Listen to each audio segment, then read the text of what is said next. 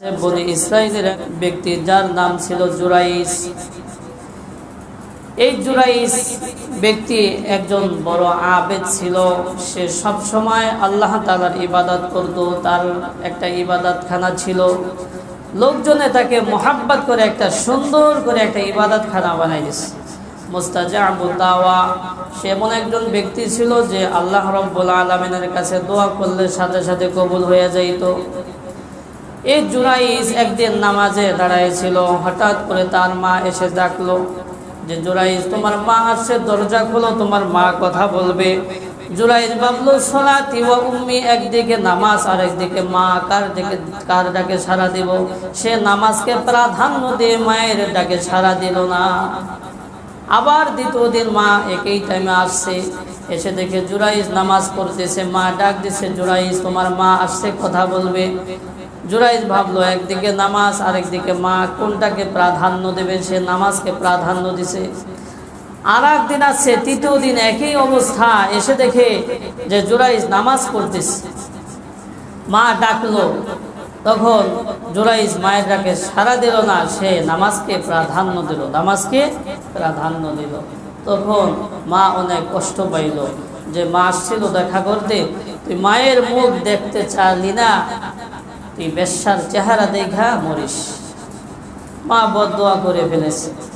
এখন মা বদদোয়া করলে তো সাথে সাথে কবুল হয়ে যায়। জুরাইস অনেক বড় আবেদ ছিল, ইবাদত করতেছে।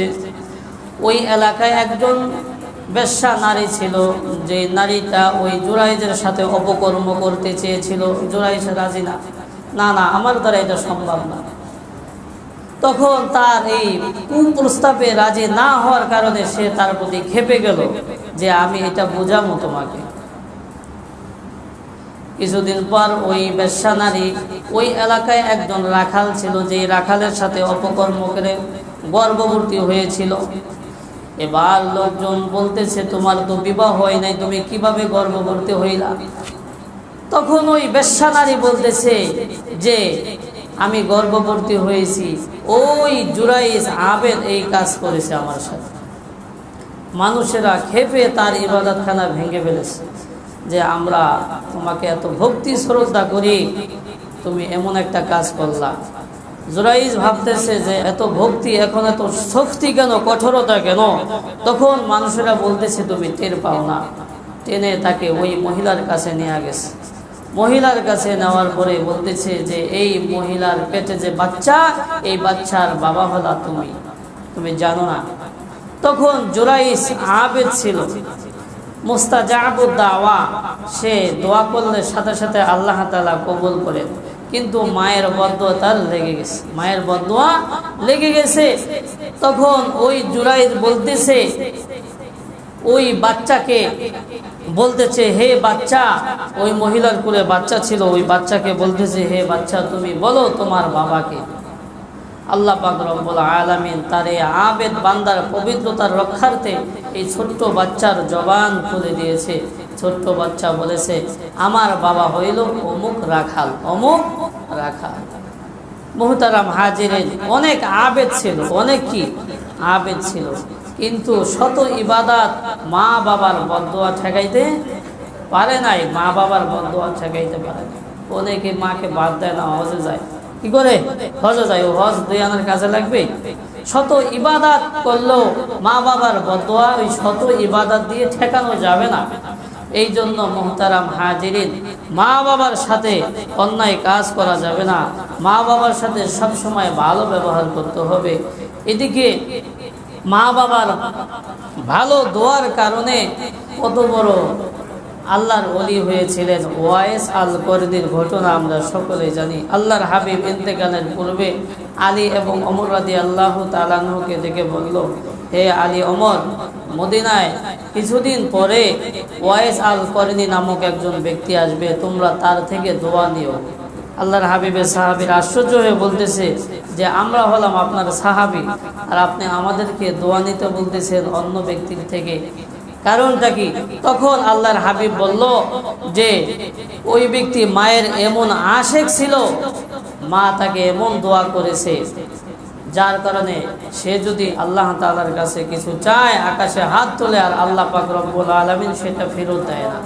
এই জন্য তোমরা তার থেকে দোয়া নিবা। আল্লাহর হাবিবের যুগের মানুষ ছিল ওয়াইসাল করনি। সাহাবী হইলে কত মর্যাদা, সাহাবী হইলে কত মর্যাদা। হ্যাঁ, রাদিয়াল্লাহু আনহুম ওয়া রাদু আন।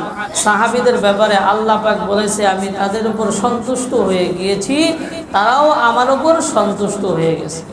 সাহাবীর মর্যাদা কত বেশি, বলে আমরা শত শত ওলামায়ে কেরাম, আল্লাহর ওলি যারা আছে সব মিললে একজন সাহাবীর সমান হবে না।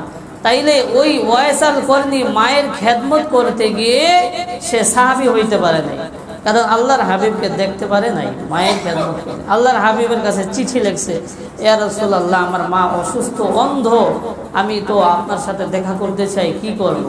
আল্লাহর হাবিব চিঠির উত্তরে বলেছেন, তুমি তোমার মায়ের খেদমত করো, তোমার মায়ের খেদমত করো। তো মায়ের খেদমত করতে গিয়ে সে সাহাবী হইতে পারে নাই, কিন্তু ঠকে নাই। যাই হোক, পরবর্তীতে ওয়াইসাল করনি মদিনা আসছে। মদিনা আসার পরে হযরতে আলী রাদিয়াল্লাহু তাআলা আনহু এবং হযরতে ওমর রাদিয়াল্লাহু তাআলা আনহু তাকে খুঁজে তার থেকে দোয়া নিছে। মুহতারাম হাজিরিন, আজকে আমাদের অনেকের ঘরে বৃদ্ধ মা বাবা আছে, অবহেলা করি, কিগুলি অবহেলা করি।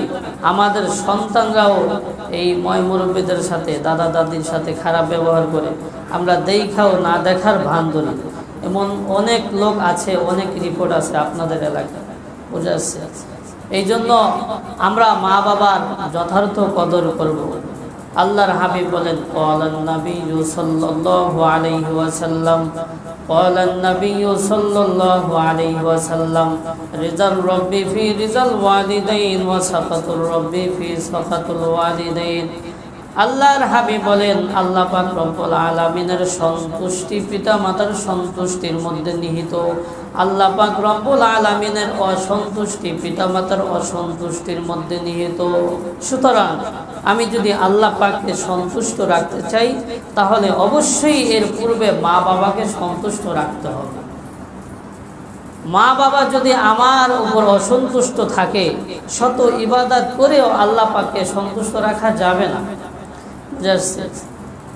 একটা বিষয় আমরা খেয়াল রাখবো, যে আমরাও তো একসময় মা বাবা হব, ঠিক না? এই বিষয়টা যদি আমরা খেয়াল রাখি, যে এই পরিস্থিতির সম্মুখীন আমরাও একসময় হব, তো তখন আমাদের কি অবস্থা হবে? কামা তাদিনু তুদানু, যেমন কর্ম তেমন ফল।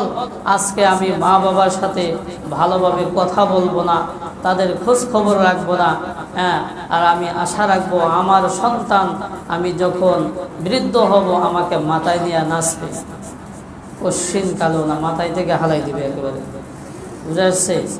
হ্যাঁ, সন্তানদেরকে কত মোহাব্বত করি, কিছু বলতে দেরি, আনতে দেরি না, কিন্তু মার যে ওষুধ নাই, হ্যাঁ, ওষুধ নাই, বলতে বলতে বলতে টাকা নাই, হ্যান নাই, তেন নাই, কত ওজন। হ্যাঁ, একটা মা অনেকের জীবিত আছে, 4-5 ভাই, তাও কি খাওয়া নেয়া হিমশিম। কি খায়? এত গোটা ভাত খায়, এত গোটা কি ভাত খায়?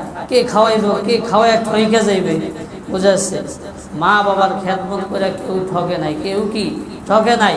আপনি একাই খাওয়ান, কেউ না খাওয়ায়, সমস্যা কি? এই জন্য আমরা মা বাবাকে অবশ্যই তাদের খোঁজখবর রাখবো, তাদের খেয়াল রাখবো। তারা যদি অসন্তুষ্ট আমার প্রতি থাকে, আর এই অবস্থায় যদি তারা দুনিয়া থেকে চলে যায়, তাদের থেকে যদি আমি মাপ না চেয়ে নিতে পারি, তাহলে আমার শত কান্না, শত ইবাদত আমার কি কোনো কাজে আসবে না। এই জন্য যাদের মা বাবা জীবিত আছে, তাদের ক্ষমার, জান্নাত কামাই করার অনেক সুযোগ রয়েছে, তাদের খেদমত করেন। হাদিসের মধ্যে আসছে, যদি কেউ মা বাবার দিকে একবার নেক সূরাতে তাকায়, তাহলে আল্লাহ পাক তার আমলনামার মধ্যে সাথে সাথে একটা কবুল হজের সওয়াব লিখে দেয়। এখন টাকা দিয়ে হজ করি, হজ করবো না, আবার বিষয়টা এরকম না, যার টাকা আছে সে তো অবশ্যই হজ করবো। টাকার মধ্যে কত ভেজাল, আমার হজ কবুল হয়েছে কিনা গ্যারান্টি নেই। কিন্তু মা বাবার দিকে নেক সূরাতে যদি তাকায়, সাথে সাথে কবুল হজের সওয়াব আল্লাহর হাবিব বলেছেন। এখন আমরা তো অনেক জ্ঞানী, শিক্ষিত, কি বলি, হ্যাঁ, এক ভাই মা বাবাকে খাওয়ায়, ওষুধ কিনে দেয়, তার ভরণ পোষণ দিতেছে। আরেক ভাই ওই জানালা খুলে মা বাবার দিকে নেক্সট সূরাতে তাকায়। নেক্সট সূরাতে তাকানো মানে কি এইটা? নেক্সট সূরাতে তাকানো মানে এইটা না। নেক্সট সূরাতে তাকানো মানে তার জরুরত পূরণ করা, তার জরুরত পূরণ করা। আল্লাহর হাবিব অনেক হাদিসের মধ্যে বলেছেন যে এতিমের মাথায় হাত বোলাই দিলে অনেক সওয়াব, অনেক সওয়াব। এখানে কি শুধু হাত এমনি বোলাই দেওয়ার উদ্দেশ্য না, তার অভিভাবক হওয়া, তার অভিভাবক হওয়ার উদ্দেশ্য। ঠিক এখানেও পিতা মাতার ভরণ পোষণ এইটাও উদ্দেশ্য। শুধু নেক্সট সূরাতে আমি তাকাই থাকলাম, বিষয়টা এমন না, বুঝাচ্ছে।